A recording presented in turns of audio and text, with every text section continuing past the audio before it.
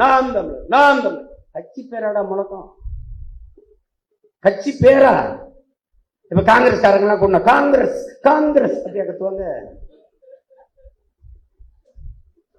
பிள்ளைங்க நான் சரியா வளர்க்கலைன்னு எண்ணெயில செருப்பு கட்டி இருப்பான்.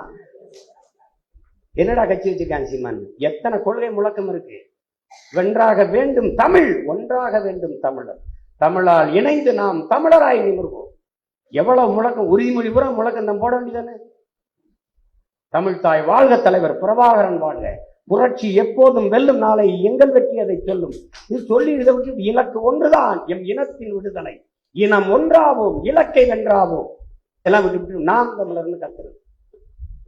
சாலையில போகும்போது இவரே போக்குவரத்து காவலராயிடுவார்.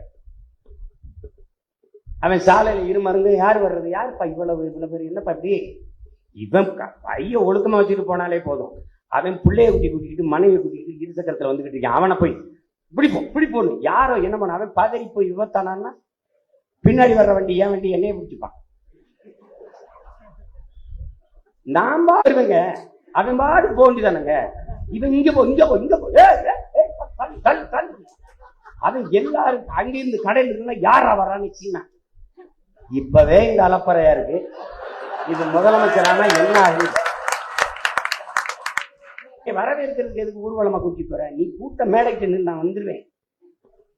அப்படி இருசக்கரத்தை வச்சுக்கிட்டு மெதுவா நான் நமிதா நயன்தாரா மாதிரி எல்லாரும் என்னை பார்க்கணுங்கிற மாதிரி இவங்க முன்னாடி அந்த வெளிச்சத்தை போடுங்கண்ணே, எல்லாரும் பார்க்கட்டும்னே. அது எம்ஜிஆர் ஜெயலலிதாவோட அந்த அரசியலை முடிங்கடா. என்ன ஏன்டா லைட் போட்டாலும் இருக்கா தாண்டா இருப்பேன். அதை போய் என்ன பொண்ணு